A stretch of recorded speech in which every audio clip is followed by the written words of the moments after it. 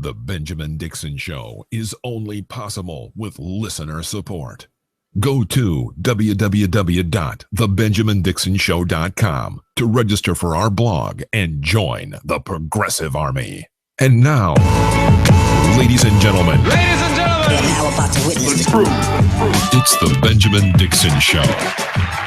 Welcome, ladies and gentlemen, to the Benjamin Dixon Show. I am your host, Benjamin Dixon. It is Thursday, Friday, whatever day. It is Thursday, January 7, 2016. Sorry for starting late tonight. I'm trying something new. Facebook finally unlocked me for live streaming on Facebook. And so I have a Facebook stream going on over here to my left, as well as the YouTube stream going right in front of me, as well as the Spreaker stream going on. So Facebook, just give me a thumbs up if you can hear my microphone and all of my background music, because like I said, we're trying something new. The Benjamin Dixon Show is only possible with listener support. Yeah, so just make sure that you can hear www.thebenjamindixonshow.com to register for our blog and join the Progressive. That's what we want you to do. So I want to make sure that you heard that. If you hear that, Facebook, then we're rocking and we're ready to go. Listen, let me jump right to the news.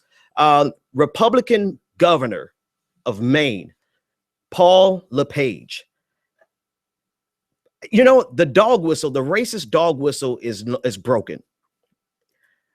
They're not even trying anymore. They're not even trying to hide their bigotry and their racism. Let me play for you what LePage said, talking at a town hall to a bunch of his constituents about the drug problem in the state of Maine. I'll play it, and then you can you just tell me what you think. Here we go. I'm gonna play the audio for you. Drugs. These are guys of the name D-Money, Smoothie, Shifty, these type of guys that come from Connecticut, New York. They come up here, they sell their heroin, then they go back home. Incidentally, half the time they impregnate a young white girl before they leave, which is a real sad thing, because then we have another issue that we got to deal with down the road. We're going to make him very severe. Okay, that's enough. So this is an elected official at a town hall in public, unashamedly saying that drug dealers by the name of D-Money, Shifty, and Smoothie, not only are they leaving drugs in the state of Maine, but they're leaving heroin in the state of Maine, but they're leaving young white girls impregnated. All right, so that's insult number one. The insult number two was his press director releasing a statement saying that this statement was not about a particular race. This statement was about what then? Here's my question. If this wasn't about race, tell me what image came to mind to all of those people giggling in the audience when he said D-Money and whatever the hell Smoothie. I don't know anyone named Smoothie or Shifty, but D-Money for certain. If it wasn't about race, what image do you think they thought of a white person? Do you think that they thought of some mythical race neutral creature? And then number two, if it wasn't about race, Governor LePage, then why would you make the emphasis to be on the poor young white girls that are getting impregnated like this? All of this in the backdrop of this insane, this asinine, politically incorrect world that we're running headlong into with the likes of Donald Trump, where everyone wants to be free to say anything the hell they want to say without any ramifications, without any repercussions, because, hey, let's celebrate political incorrectness. This is a duly elected official, a GOP governor who hangs out with presidential candidates, who has pictures with Chris Christie. He has pictures with there was another guy, a couple of key Republican candidates, basically stirring up this Southern strategy image, this fear of black men getting young white girls pregnant, these black men drug dealers pregnant. I don't know what's worse, the assertion or the play on stupidity, the insult to our intelligence to say after you, well, actually, you know what? Let me just shut up and let him speak again. And you tell me if this is about race. Drugs. These are guys that are named D-Money, Smoothie, Shifty, these type of guys that come from Connecticut, New York. They come up here, they sell their heroin, then they go back home. Incidentally, half the time they impregnate a young white girl before they leave. Now, you tell me. What I get tired of people saying is, Ben, why do you make everything about race? Well, one, I don't make everything about race. Two, I would rather not have to talk about race all the damn time. But when you have stupid people, these idiotic people who are in power, it's one thing to have a Joe Blow on the side of the road call you something. But these are people who are authorized to create laws. When you have people like this playing a racial card like this, we have no choice but to call it out. We'd be foolish to sit around and say, well, maybe, just maybe this wasn't about race. Maybe, just maybe he was talking about a white guy named D-Money. You bring me some white guys named D-Money, maybe I'll concede that. But I won't ever concede the fact that he's playing directly to a racist sentiment because he brought up these fears of young white girls getting pregnant. Now, LePage is already in trouble. He's already facing impeachment in the state of Maine because not only is he racist, but he's a criminal in the sense that he used his gubernatorial authority to affect the employment of one of his political rivals. Long story short, Paul LePage, used his authority to ensure that one of his political rivals, a Democrat, would not get a contract. And because this was all exposed, there are impeachment conversations going on. In fact, they were considering actually starting the impeachment process this week. So now you have a governor who has abused his power, but just so gallantly going into this conversation in this room with a bunch of other, if you see the video, you can't see the video on Facebook and you can't see the video on the internet, on the radio broadcast, but on YouTube, you can see the video and in a room full of gray-haired white people talking about the fear of white young girls and how sad it is. Now, that's just the one side of the coin. This guy managed to be both racist and misogynist in one sentence. I have to give him some props.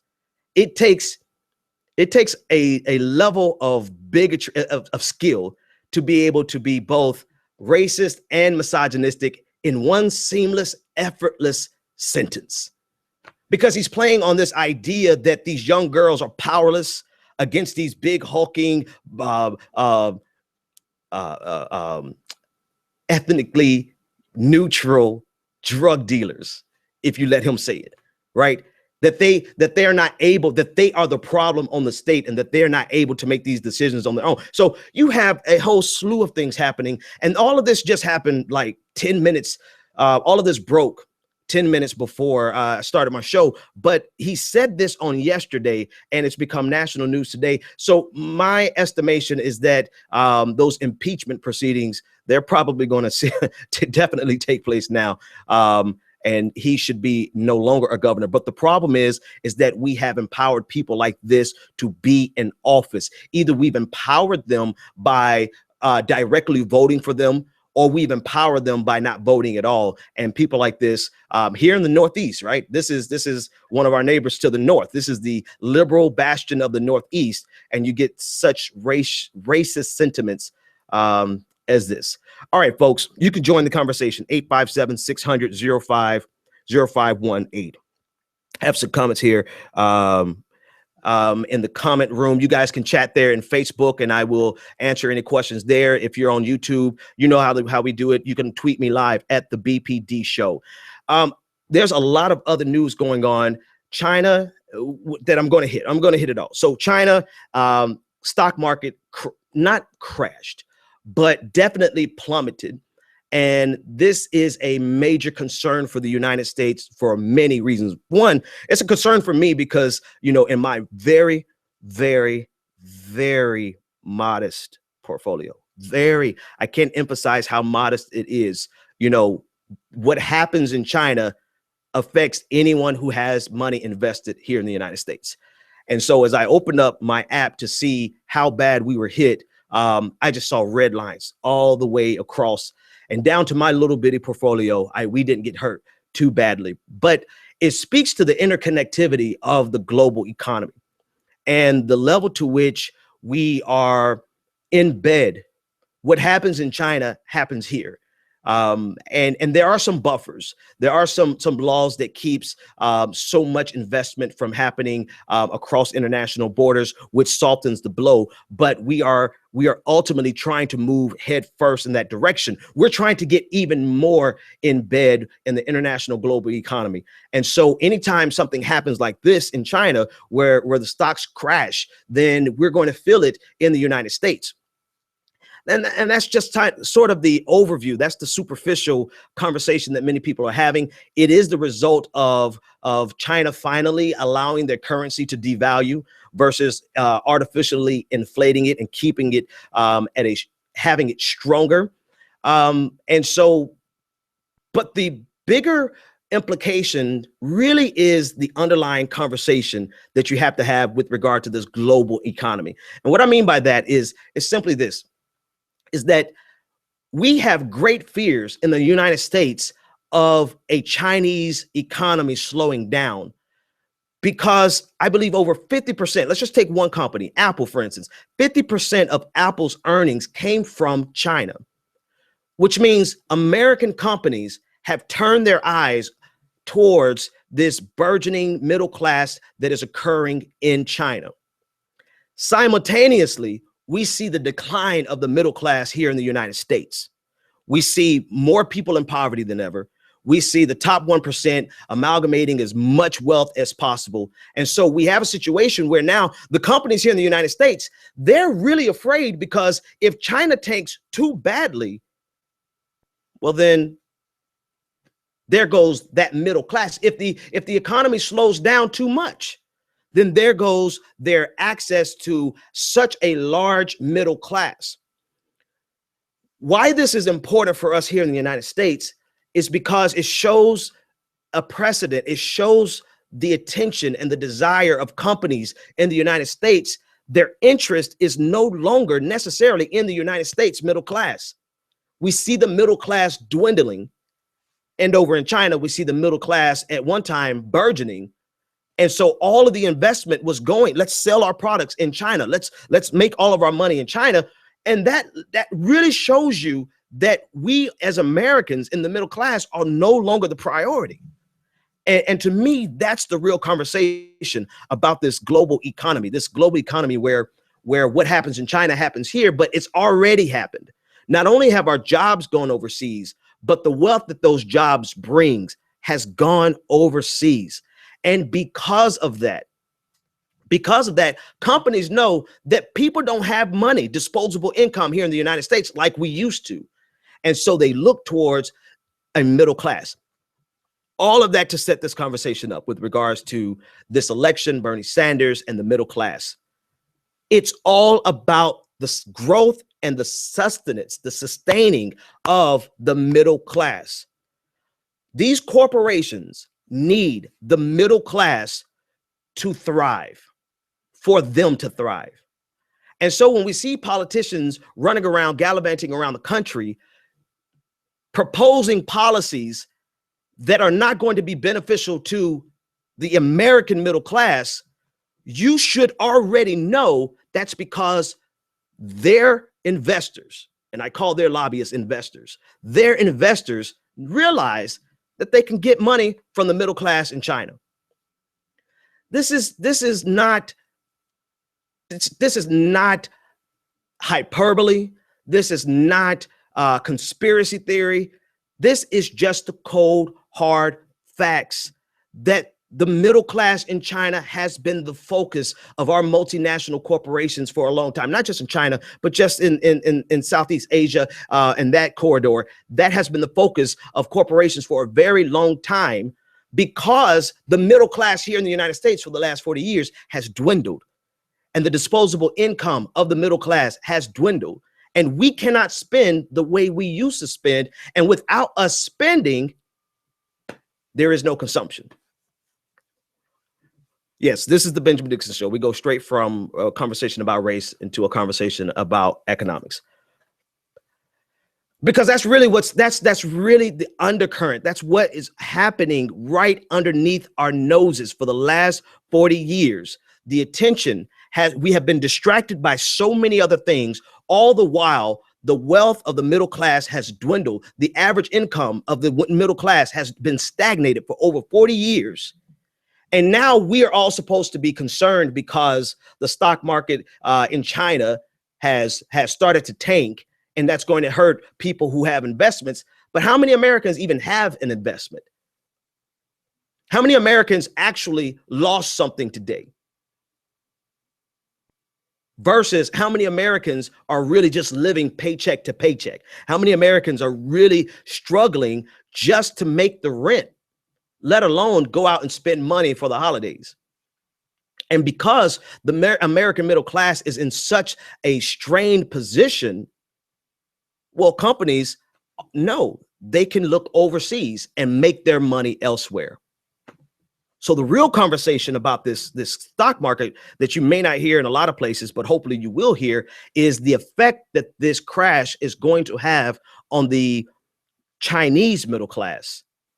And as it has a negative effect on the Chinese middle class, then it's going to hurt businesses here in the United States, because they don't have a strong middle class in the United States like they used to. They've been depending on increased profits from the Chinese middle class. But now this crash and this slowdown of their economy, this recession that's inevitable, is really going to put a stranglehold on the growth of the middle class over there, ultimately hurting the businesses over here. That's the framework. But the subtext of the framework is the American middle class is still getting screwed. We're still left out with our jobs going overseas. We're still left here with not only our jobs going overseas, but now the wealth is going overseas. And you can tell the wealth is going overseas because the attention and the concern is no longer on the buying power of the American middle class. The attention and the concern is on the buying power of the Chinese middle class.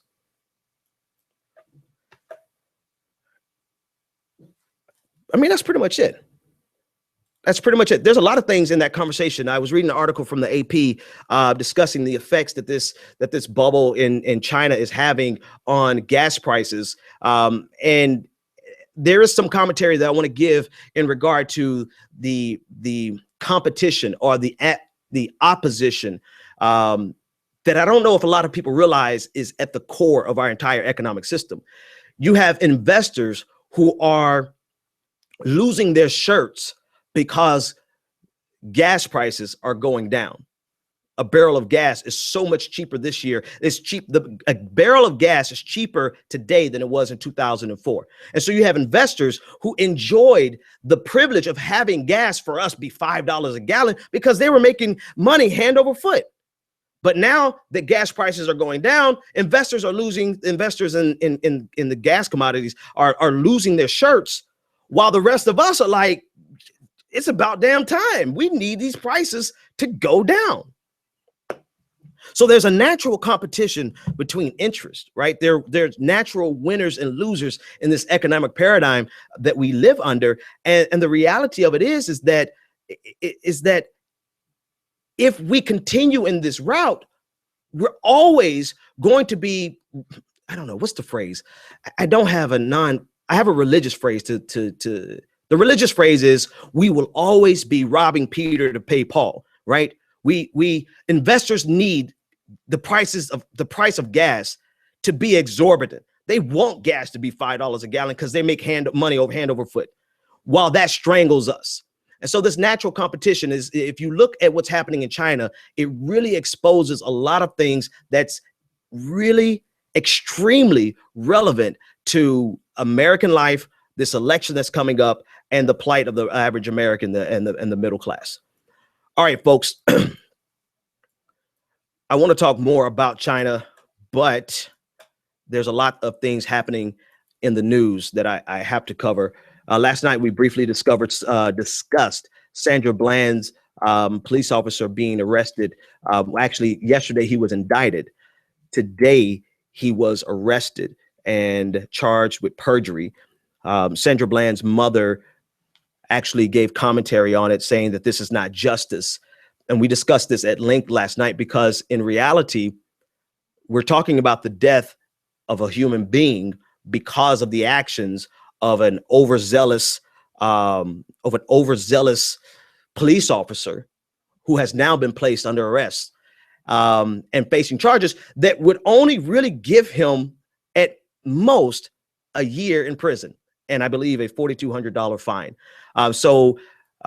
Sandra Bland's mother took to the media and let it be known that this is not justice, right? There were no charges in her actual death, right? The grand jury decided that they were not going to charge anyone from the Sheriff's Department of Waller County, Texas, with her death. But instead, I guess what we called it last night is the consolation prize, that I guess, people who are upset about the treatment of Sandra Bland and the way he handled her and tossed her around like a rag doll, all because he could not handle the way she spoke to him. I guess we're supposed to, those people who are upset about that, I guess we're supposed to be excited because they gave us something. So no, it's not justice. And because of his behavior, because of the way he carried himself, because of the fact he could not handle Sandra Bland challenging him at all. If you watch the video, this police officer went from 0 to 100 like that. He could not handle Sandra Bland challenging him at all whatsoever. As soon as Sandra Bland said something back to him that he didn't like, he escalated the situation instead of de-escalating the situation. And as a result, she was arrested. As a result, she ended up dead under questionable circumstances at best. And so since they did not indict the Sheriff's Department, apparently we are supposed to be elated that they indicted this officer on the charge of perjury with a 1-year maximum sentence and a $4,200 fine. Is that the value? That's my question. Is that the perceived value of a black life, of a life period? All right, folks, I'm joining the chat room myself over here in YouTube, and I want to read a couple of comments.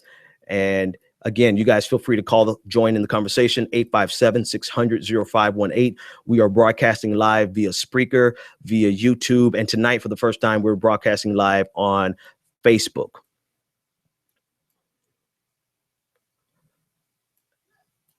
Okay, so one of the comments in the chat room says that the guy should have been charged with and convicted with excessive force and assault. I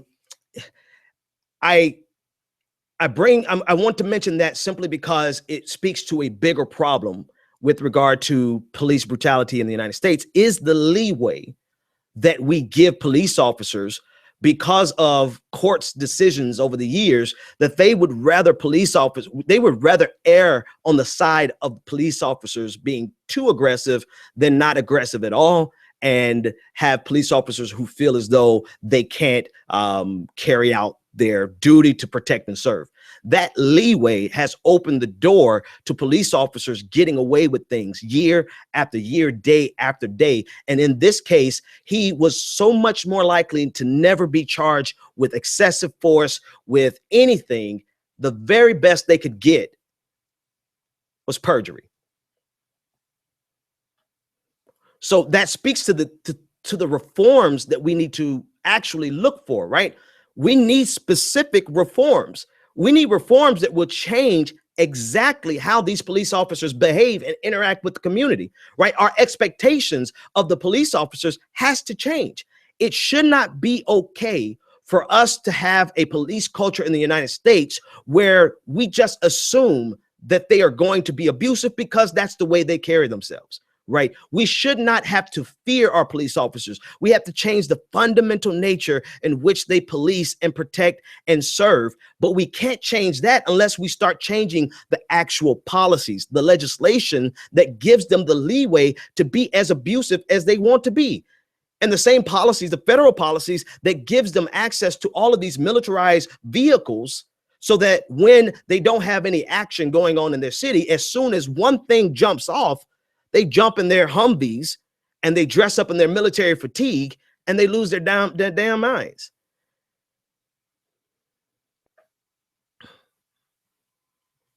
So anyway, better training, yes, better training, accountability, expectations, the entire culture, the entire framework. We have to change the fundamental paradigm under which police officers engage with every single community. And if we start with the Black community, it will reverberate throughout every community. We can't fix the problem in the Black community of police violence without fixing that problem in every single community. All right, so that's all I have to say about that for now. So here's some other news. Two things that I want to talk about election before I get to Bernie Sanders and before I get to all of that. I want to talk about Rahm Emanuel in Chicago. There's a lot in the news, and that's why I'm kind of I'm breezing through it, because this week has been a very eventful week in terms of the news.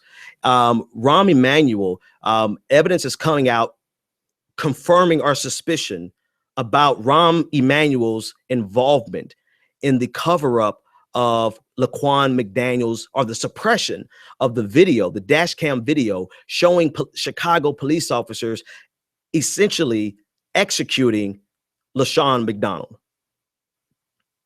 We had suspicions all along that this was the case, right? Matter of fact, when this first happened, when the video first came out, even before the video came out, when the judge ordered this to be released, and we saw how the story of Rahm Emanuel and everyone else turned into condemnation of the actions because the judge demanded the video be released, everybody with functioning digits realized that they knew this video was bad all along. That's number one. Number two, when you realize that this incident would have hit the fan during the election that Rahm Emanuel just won, then you realize he had a motive. He had every intention, every reason to suppress this video. And now evidence is coming out confirming that that this is very possibly the case, that they covered it up for months, and that he had an active role in this. And yet he's still the mayor of Chicago. And yet he doesn't feel threatened enough to resign willingly. And yet he's still getting protection and coverage from political leaders who are ostensibly our allies. You know, you cannot, I don't care if you have a D by, I don't care if you're Democrat, I don't care if you're Black. You cannot call yourself an ally if you are going to stand behind a mayor of a city who actively participated in the suppression of a dash cam video showing an execution by a Chicago police officer of a young Black man. You cannot call yourself an ally if you are going to protect this type of individual and stand by him and support him and say that you still have trust in him. And so finally, as social media did and does what it does and put the pressure on from a social media perspective, you slowly but surely got louder voices with stronger platforms speaking out. You finally got the good Reverend Al Sharpton to say what I said a long time ago: resign, Rahm Emanuel needs to resign. You're finally getting people joining in the chorus, demanding that the Chicago mayor step down. Now, is he going to do it? No, I think you guys are going to have to fight like hell to get that man out of office. Which goes back to the question: Oh man, they cut my video. Yes, save my video to my camera roll. And I guess there's a limit. Is there a limit on Facebook? YouTube and Spreaker, you guys hang on. I'm gonna see if I can get Facebook going back again. I don't know. 102 people tuned in. That's what's up. You Facebook, if you're going to entice me, Facebook, with a live stream, then you have to give me a live stream that's going to last. You can't give me, what was that, 30 minutes.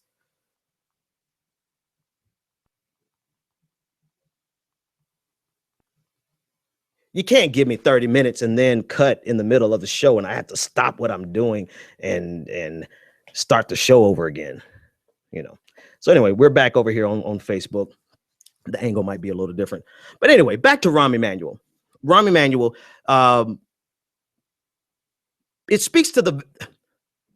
Why is Rahm Emanuel, why was he back in office in the first place, considering all of the schools that he shut down, all of the detrimental things that have happened underneath his regime, and more importantly than that, all of the things that he did not even attempt to change that have been happening throughout the history of Chicago?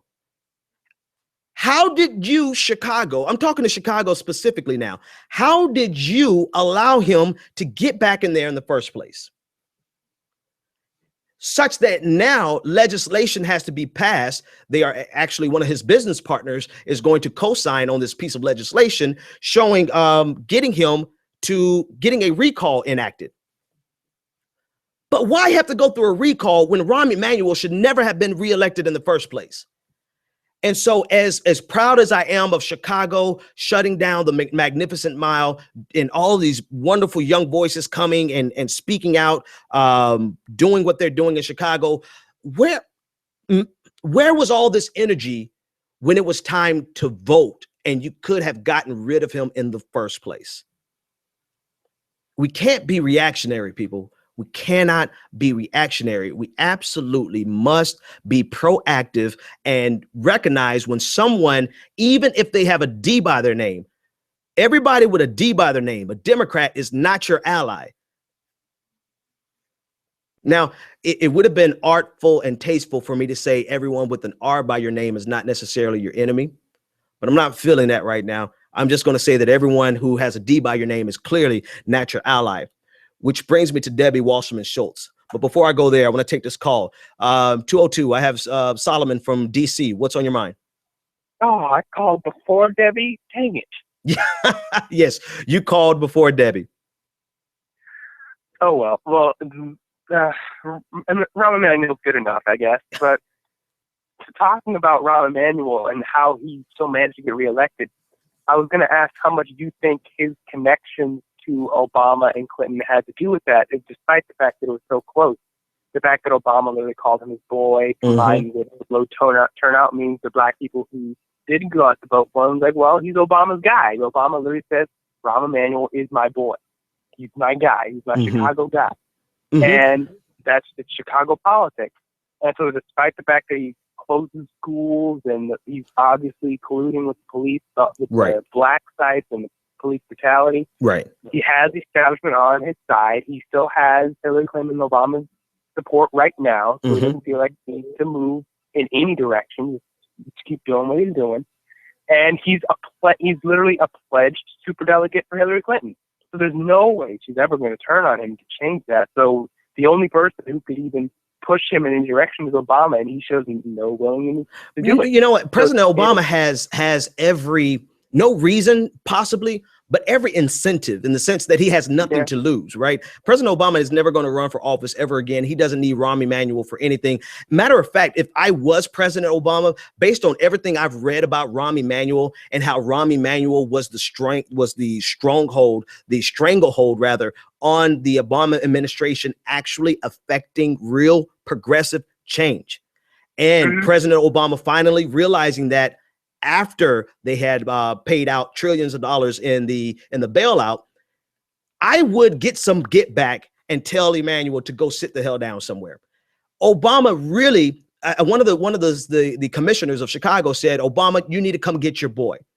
So anybody who says that Rahm Emanuel either actively or passively, right? If you're silent on this issue, then you are not our ally. I don't care if you're President Obama or Debbie Wasserman Schultz or Hillary Clinton. If you say that you still support Rahm Emanuel after he has suppressed this video, after, here's the thing, Solomon. Rahm Emanuel did enough before this video was suppressed for him never to be elected again in the United States. Yep. And that's what pisses me the hell off the most, is that we wait until there is something with a racial component. We wait until there is a police brutality and a cover up. That is the only thing that mobilizes us. We wait for that to get mobilized into action, when shutting down 47 schools in predominantly Black and impoverished communities should have been enough for them to never elect that man again in the United States. So and exactly, waiting for a racial component. Those schools closing was a racial component. Without doubt, a racial component. There were people. I think they're still doing hunger strikes to try and get over school closures. Yes. And that should have destroyed him. And Chewy Garcia was endorsed by Bernie. I mean, no one knew him back then, and Bernie campaigned for him. But the Young Turks was covering him very well, talking about the need for him to be the new mayor and for him to try and. And that's the thing, man. That's the establishment. thing. That's the thing that bothers me the most about this. You know what? We have to, like I said, we must stop being reactionary. We must start being proactive. Solomon, thanks for the call. Feel free to call back when I get on Debbie Wasserman. There was one thing I wanted to say on that. Do you think Black Lives Matter, since they seem to be kind of quiet on the 2016 national election, when it comes to elections in Chicago, do you think they'll say something? Do they think they'll get involved in trying to get new administrations in Chicago and these other cities? You know what? I wish. I can't speak on what I think that they're going to do, because I actually have no idea what they're going to do. I think they're focusing they have a laser-like focus on police reform, because that is soft politics. And I'm not saying that in a condescending way, even though it probably is condescending, but whatever. I'm saying that to say you don't really have to ruffle feathers with that in terms of that's something that every candidate is either going to get on board with or they won't get elected, right? That's where Republicans are even there now, right? Some police reforms. And so they focused on this because it is a significant issue, but also because it means they don't have to focus on anything else. And if they're not going to focus on economics, if they're not going to focus on the plight of the poor and the impoverished and the middle class, the shrinking middle class, then they're really not going to fix their issues. But then they're also never going to ruffle the feathers politically. I said all that to say, I don't think they're going to do anything else than they're currently doing, because it's important, but also it's not going to make them have to decide between Hillary or Bernie. And that's ultimately what they're trying to avoid. That's my 2 cents. Thanks for the call, Solomon. No problem. All right, folks, we got off on a little tangent there about Black Lives Matter and Bernie Sanders and whatnot. But coming full circle with Rahm Emanuel, Rahm Emanuel reminds me a lot of Debbie Wasserman Schultz of Pembroke Pines, Florida, representative there in Pembroke Pines, Florida. There's something very, very untrustworthy about them. In my opinion. Now, you can have your totally different opinion. You could love them, and I'm not trying to make you not love them, but I'm just telling you, there's something weaselly about both of them. And I recognize, I see it clear as day. And we see it evident in this Laquan McDonald cover up. And then we also see it evident in the manner in which this campaign is the scales of this campaign are being tipped, with particularly the schedule of the Democratic debates. You know, I was watching, Donald Trump. I was watching Donald Trump this afternoon. I had some free time. So what the hell? I watched Donald Trump. And I saw the energy and the excitement around him. And then I saw the energy and the excitement somewhat around Ted Cruz. And I see this huge field of people I could not disagree with more, but at least there are options on that side. And then I look at the Democratic choices, and I see that we're really already down to basically 2, and we can't even hear them in debates in a meaningful, substantive way. That is because of Debbie Wasserman Schultz.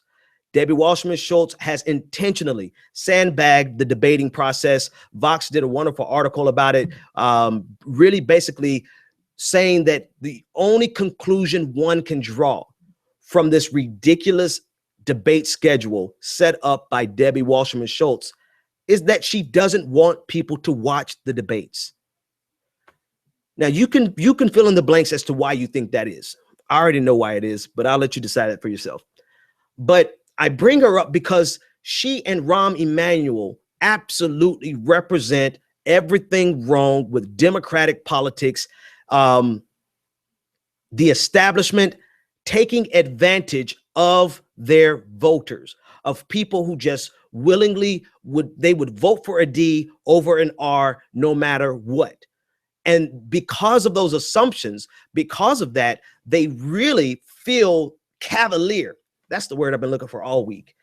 Cavalier, cavadamlier, in the sense that they feel like they can get away with anything. They feel like they can change the entire framework of a presidential debate schedule. The most important office in the United States of America, they can change it because they take their voters for granted. They feel, they being Debbie and Rahm, peas in a pod, they feel as though they can get away with suppressing a video of an assassination of a young black teen just until after the election so that it really wouldn't be an election year issue. And as much as I disagree with some of the good people, great writers, great thinkers, great minds, but I still disagree with them a lot over at the Black Agenda Report, I cannot get this out of my head, what he says at the end of every show, or not the end of every show, but he says it quite frequently. He says the Democratic Party is not necessarily the lesser of two evils. In a lot of ways, they are the more efficient evil.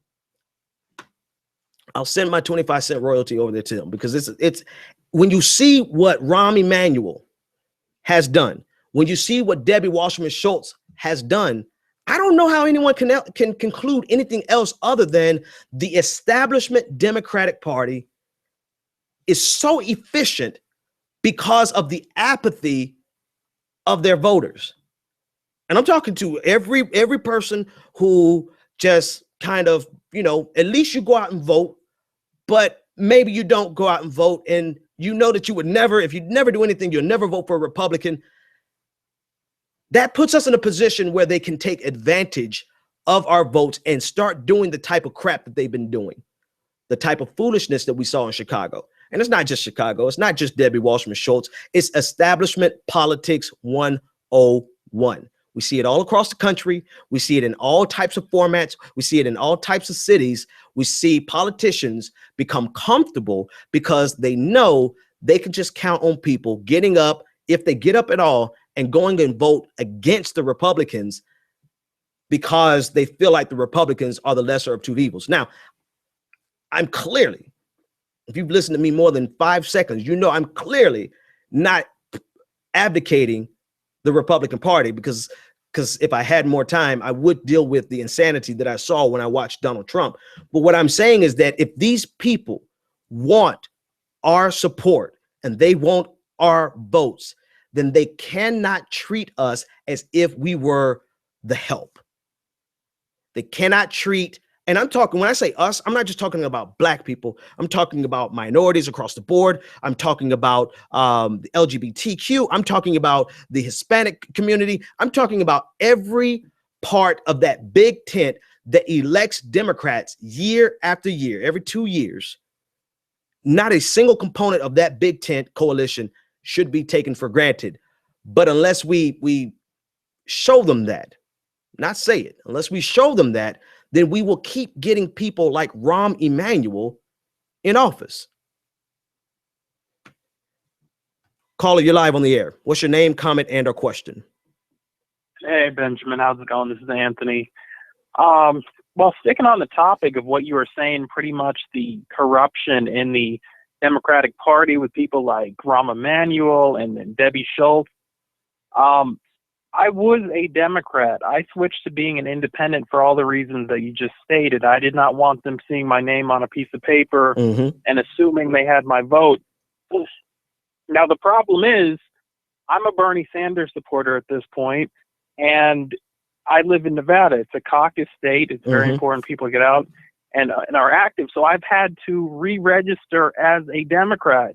So I had no choice but to come back into the system I didn't want to be part of. So basically what I'm asking you is, like, how should we navigate this? Because it'd be nice if we were all independents, but if we do that, then the establishment wins.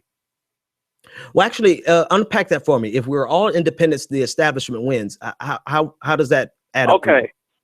Well, basically, I'm saying as a Democrat, if we're all, in many places, you can't vote in the primaries or the caucuses unless you're a Democrat. Okay, So okay, yeah. Right. Okay, I got you. If You we mean all on the switch to- okay. on the caucus on the state level. Exactly. Yeah, because it frees them up to really do whatever they want to do because there's nobody active in their party to oppose whatever they want to get away with. Okay, yeah, from that perspective, you're absolutely right. The most difficult thing is being involved on that level that you just described. And a lot of people don't have the stomach for it, right? I personally, that's why I'm here doing this instead of at a campaign meeting right now. It's because once you see the backdrop of it and you see everything that goes on behind the curtain, you realize, that's not really my cup of tea, right? I'm not in the back room wheeling and dealing. I'm more into, let's just speak truth to power. The thing is, we really do need people with true progressive values to be a part of that party. But what happens with not only party politics, but power in general, is the longer that you're there, that power begins to corrupt you.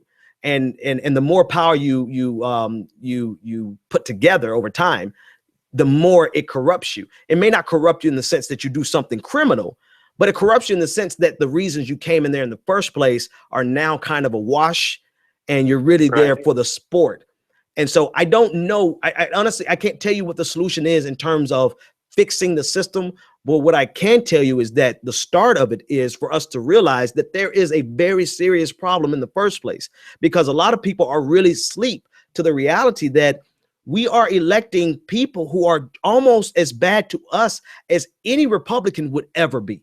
Right? Economically, the TPP has come underneath President Obama. Economically, NAFTA came underneath Bill Clinton. Economically, socially and economically, the safety net welfare was gutted underneath Bill Clinton. You know, all of the things that really matter to a growing, thriving middle class.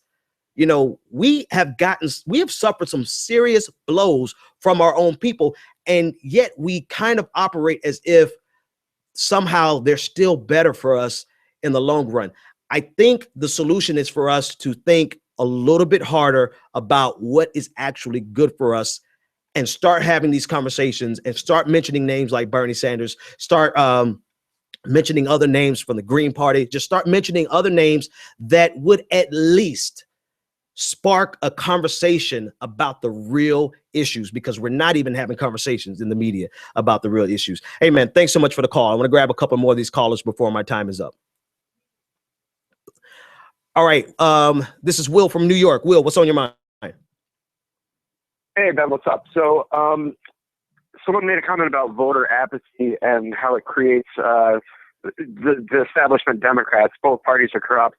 And I made the comment because I didn't think I was going to get through, but you end up with one party system that poses itself as two parties. Right. So when you have the two choices that suck, I don't think we could have this populist movement if the voter turnout had been greater than what it was for the last 10 to 15 years. I think people dropping off, not going out to support these corrupt politicians has led to the point where everybody is just like, wow, these guys are all out of control. I'm pissed off. I'm ready to be motivated to get my ass to the polls and vote. So I think it's actually a good thing. I've always said it's two sides of the same coin. You offer me, a choice between beets and Brussels sprouts for dinner, and I don't like either, and the choice is to eat nothing, I'm going to eat nothing. So I actually think that's a good thing, and that actually does speak truth to power. So hang on, let me make sure I heard you right, because I kind of zoned out there for a second, Will. You were saying some good things, but the last part really stuck out. Are you saying if you're stuck between broccoli and Brussels sprouts, you don't want either, that you just turn down dinner? Yeah, if the choice is to turn down dinner, and both of the choices are terrible choices for me, why would I pick either one? Because then you would just keep cooking me crap I don't like. Okay. So eventually, I'm emaciated and I'm angry and I fight back and I force your hand to cook me up something that I actually want to eat. All right. Thanks for the call, man. Thanks for the call. Or Yeah. you become emaciated and you can't do anything because you've lost so much political power that you can't get anything done. Listen, it is really a quagmire that a lot of people who are conscious and actually thinking, you're gonna have to face some decisions, right? Let's say your candidate of choice doesn't make it. You're gonna really have to decide whether or not you're going to be participate or not. And I'm, you know what? I think that's one conversation I may intentionally avoid because my natural inclination to you would always say, no matter what, no matter how, would be to vote.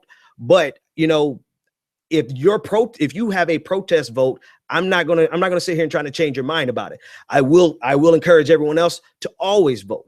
Even if you write in someone else's name, write in the name of the person but always vote. Because what happens is that we're stuck between a rock and a hard place. But when I see what Matt Bevin has done in Kentucky in day one, he has cut minimum wage by $3. Day one, he has gutted. He has overturned the rights of 140,000 citizens to vote because they have charges on their records. Right? We see that we're dealing with some folks who are rabbit crazy, like just plumb lost their mind. And you look at this guy in Maine. And this is the fulcrum, right? This is the fulcrum that we have to actually, our brains have to balance this out, right? We're stuck between two despicable choices, and one choice is actually more efficient, but the other choice is actually poison. What the hell are we going to do? What the hell are we supposed to do? Well, you already know what I'm going to do. I'm going to leave that conversation alone because I know half of my listeners are like, well, we're just not going to vote. My other half are like me and like, no, the hell not. We're going to make sure we vote, even if we write in somebody else's name. But that's something you have to decide for yourself. I won't endorse that either direction. All right. Let me grab a couple of comments. I didn't realize, folks, we're already almost out of time. Let me grab a couple of comments from the different chat rooms. And there was something over here I wanted to say. Okay, so James Dorsey over on Spreaker said, what do we have to do to get real change? I think to get real change, and this is not, I'm not saying this as a cliche. I'm not saying this as just rhetoric. I'm saying as much as possible, we have to get people thinking, at least thinking like this, seeing beyond the simplicity that they show us on Fox News and MSNBC, right? If we could do nothing else but educate people through this election cycle, then we will be one step further to actually affecting change, because the most effective tool in keeping the system, the status quo, besides fear and besides apathy, is ignorance and the lack of knowing.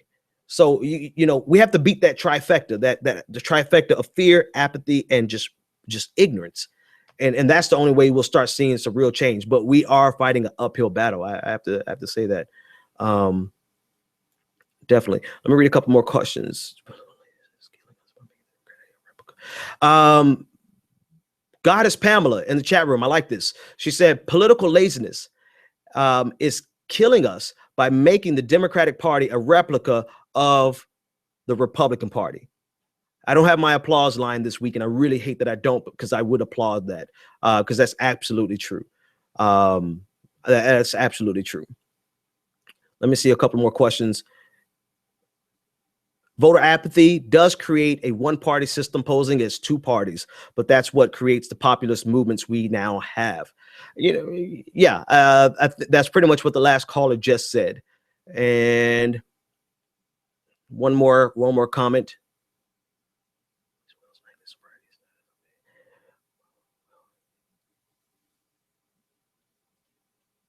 Okay, pretty much a lot of consensus in the room. Somebody said, David Edmonston says, Bernie is a crazy old man, taxed at 90%. That man is insane. So that's the ignorance part that I was talking about. You have people who actually believe these talking points about Bernie Sanders raising the tax rate to 90%, which is already been proven to be completely untrue. We have to fight back against ignorance, and ignorance pops his head up in so many different times and in so many different ways, and whatnot. All right. Last but not least, or actually, folks, I think I'm done. Yep, I've covered everything that I wanted to cover.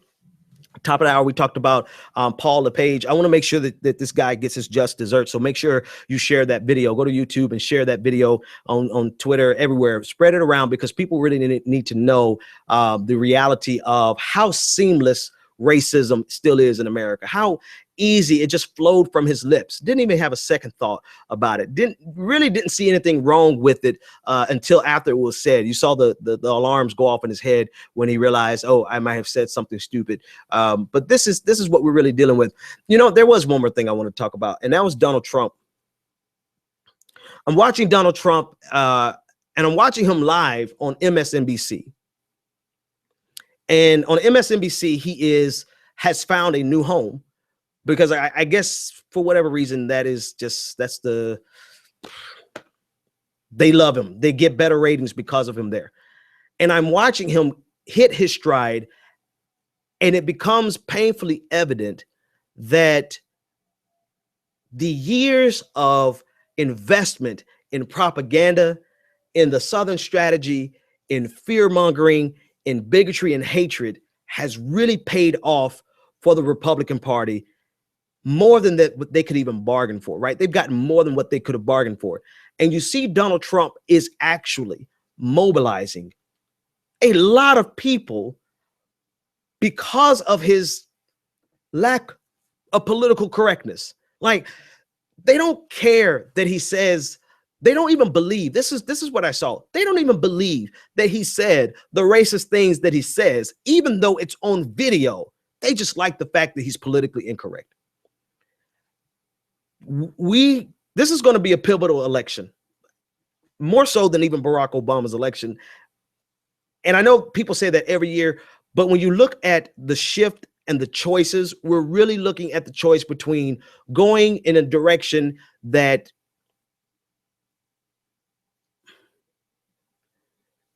I want you to think about this, that a political party cannot stop, right? The Republican Party is not capable of stopping this nationalistic, xenophobic movement that Donald Trump is mobilizing. That should tell you something about the nature of America and the direction we're going in. And that's one of the things we're going to be deciding in this next election. All right, folks, I'm going to cut it short there. I'm going to cut it short there because I'm about to lose Facebook again, and I want to give them my closing music. But YouTube, we can hang out a little bit more after that. All right, folks, you guys have a good one.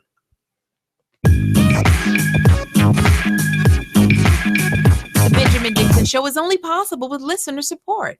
Go to www.thebenjamindixonshow.com to register for our blog, join the Progressive Army, and support The Benjamin Dixon Show. Crazy mother. If you like this episode, be sure to share, like, and subscribe.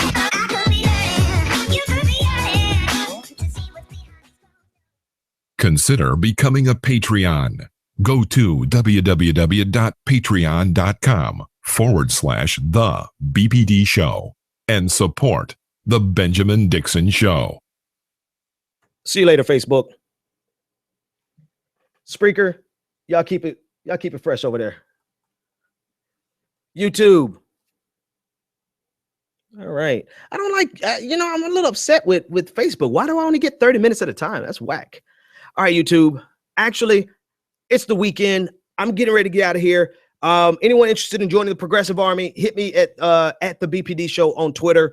We're going to have a meeting. We're actually organizing. We're actually going to be doing real things in the Progressive Army. And if you have a talent or a skill set, if you want to see progressivism move forward, you want to see the nation move forward, join the Progressive Army. Yep. I'm about to go get a cognac. I'll holler at y'all later.